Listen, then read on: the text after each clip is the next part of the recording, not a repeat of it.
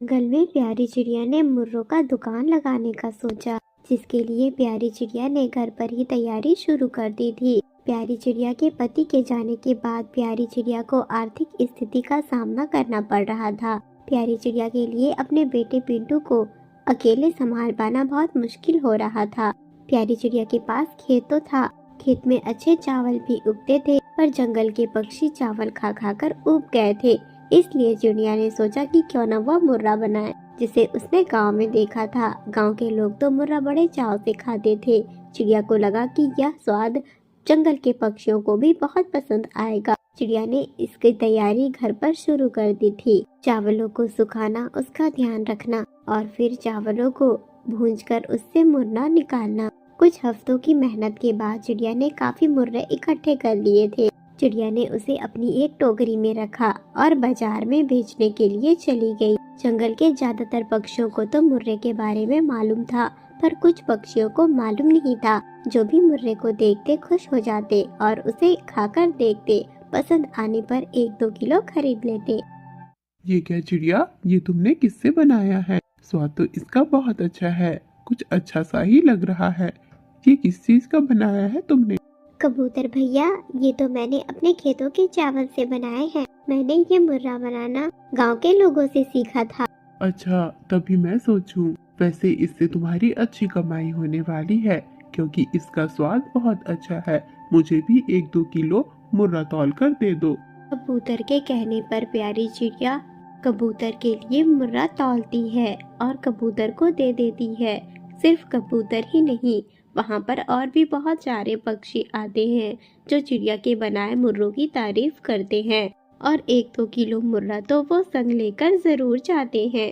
चिड़िया बहन, ये क्या लगाया है आपने? ये कुरुम कुरुम सा क्या है? इससे खाने से किसी चीज का नुकसान तो नहीं? देखकर तो अच्छा लग रहा है।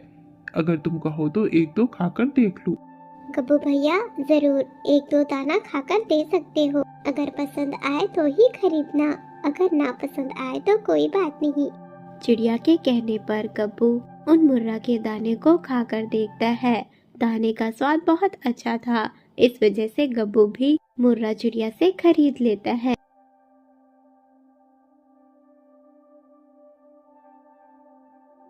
चिड़िया ने मुर्रा बना तो लिया था, पर चिड़िया को ये बात मालूम नहीं थी कि मौसम के बदलते ही मुर्रा महरा जाता है। कुछ समय गुजरे थे कि बारिश शुरू हो गई। बारिश में चिड़िया का मुर्रा अब बेस्वाद हो गया था। पहले दिन की बारिश से ही जंगल के सभी पक्षियों को मुर्रा का स्वाद कुछ ठीक नहीं लगा और उन्होंने मुर्रा नहीं खरीदा।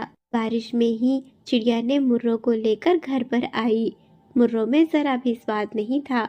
गीले पड़ जाने की वजह से वह पूरी तरह से सिकुड़ गए थे। अब जब तक बारिश होने वाली थी, चिड़िया का कोई कारोबार नहीं चलने वाला था। चिड़िया ने जो भी पैसे अपने पास रखी थी, फल के दुकान से फल ले आई थी और अपने बेटे के साथ खुशी खुशी रह रही थी। पर कुछ हफ्ते बाद उसके पैसे खत्म हो गए। मम्मा मम्मा, बहुत भूख लगी है। ये मुर्रा खा खा कर तो मैं बहुत बोर हो गया हूँ। फल भी खत्म हो गए हैं और मुर्रे में तो जरा भी स्वाद नहीं आ रहा। अब ना जाने हमारा क्या होगा। हाँ पिंटू बेटा, इन मुर्रों में तो जरा भी स्वाद नहीं, पर तुम चिंता मत करो, मैं आपके लिए फल लेकर जरूर आऊंगी। चिड़िया कड़े बारिश में निकल जाती है फल की तलाश में। वहीं दूसरी तरफ पिंटू चिड़िया का घर अचानक से डगमगाने लगा और बारिश में टूटकर नीचे गिर गया। चिड़िया के घर के अंदर जितने भी मुर्रे पड़े हुए थे, वो सभी बारिश के पानी में बह रहे थे। चिड़िया का बेटा पिंटू अब बारिश में भीग रहा था। एक कोने में बैठा पिंटू बहुत डरा सहमा सा था। जोरदार की बारिश देखकर चिड़िया भी डर रही थी। बारिश तो बहुत ज्यादा तेज हो गई। मेरा घर बहुत कमजोर है, कहीं मेरा घर ना टूट जाए और मेरा बेटा तो घर पर अकेला है। ऐसी बारिश से कैसे सामना करना है, मेरे बेटे को तो मालूम नहीं। मुझे घर वापस जाना चाहिए। भूखा क्या है, जिंदा रहेंगे तो खा ही लेंगे। यह सोच चिड़िया घर की ओर गई। इधर पिंटू चिड़िया की हालत बहुत खराब थी। बारिश में भीगता हुआ पिंटू चिड़िया बहुत परेशान हो रहा था कि तभी उसकी माँ चिड़िया आ गई। उसने देखा कि उसका घर तो टूट चुका है। दोनों माँ बेटा बारिश में इसी तरह से भीग रहे थे। एक मुर्रे का दाना सामने पड़ा हुआ था। चिड़िया ने सोचा कि वह मुर्रे का दाना वो अपने बेटे को खिला देगी। यही सोचकर वह मुर्रे का दाना छूने गई, पर जैसे ही चिड़िया ने उस मुर्रे के दाने को पंख लगाया, मुर्रे का दाना अचानक ही एक बहुत ही बड़े से घर में बदल गया। चिड़िया बहुत हैरान हो गई और खुश भी।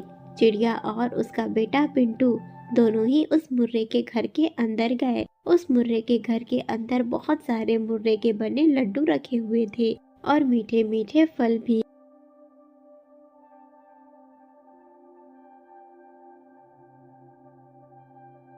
मम्मा मम्मा, ये देखो, ये कितने स्वादिष्ट फल हैं और मुर्रे भी रखे हुए हैं।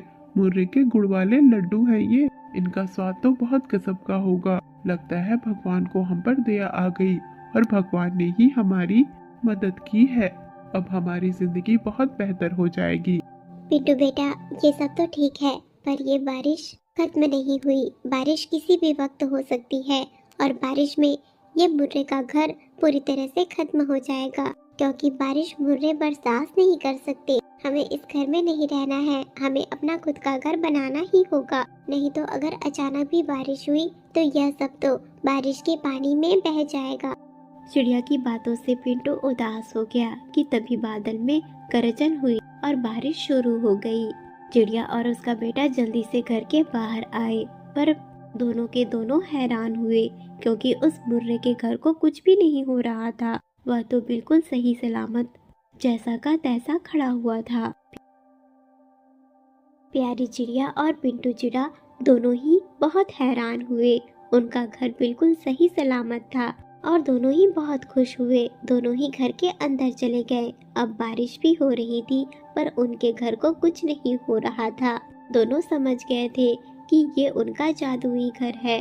जंगल में बारिश की वजह से और भी बहुत सारे पक्षियों के घर टूटे। वो सभी चिड़िया का मुर्रा वाला घर देख बहुत हैरान हो रहे थे, पर जब भी वह चिड़िया से मदद मांगने जाते, चिड़िया उनकी मदद करती, अपने घर के अंदर ले लेती।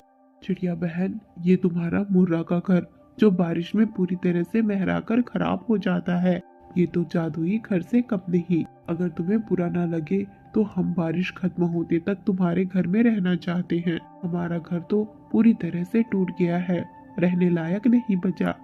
हाँ हाँ कबूतर भैया, क्यों नहीं, बिल्कुल बिल्कुल रह सकते हो आप। सिर्फ आप ही क्यों, जंगल के जिस भी पक्षी का घर टूट रहा है वो सभी मेरे इस मुर्रा वाले घर में रह सकते हो। भगवान ने मुझे ये मुर्रों वाला घर दूसरों की मदद करने के लिए ही दिया है। इस मुर्रे वाले घर की वजह से ही मैं और मेरा बेटा दोनों सही सलामत हैं और आप सभी भी रह सकते हैं। आप घर के अंदर आ जाओ। चिड़िया की बात सुनकर कबूतर खुश होता है। कबूतर घर के अंदर आता है। कबूतर का परिवार भी उस घर के अंदर आता है। कुछ समय बाद गब्बू कौवा और गिन्नी कौवी और थोड़ी देर बाद चांद मिट्ठू और चांदनी मिट्ठू और उनके बच्चे वो भी चिड़िया के मुर्रा वाले घर के अंदर आते हैं और सभी साथ में सही सलामत से रहते हैं। सभी पक्षियों ने मिलकर डिसाइड किया कि जब तक बारिश खत्म नहीं होगी वो दूसरे पक्षियों की मदद करेंगे और सभी को आश्रय देंगे और एक दूसरे के साथ मिलजुल कर रहेंगे। प्यारे दोस्तों, तो कैसी लगी आपको प्यारी चिड़िया के मुर्रे वाले घर की कहानी? कमेंट में जरूर बताना। अगर वीडियो पसंद आई हो और कहानी पसंद आ रही हो तो चैनल को सब्सक्राइब करें, वीडियो को लाइक करें और एक प्यारा सा कमेंट करें।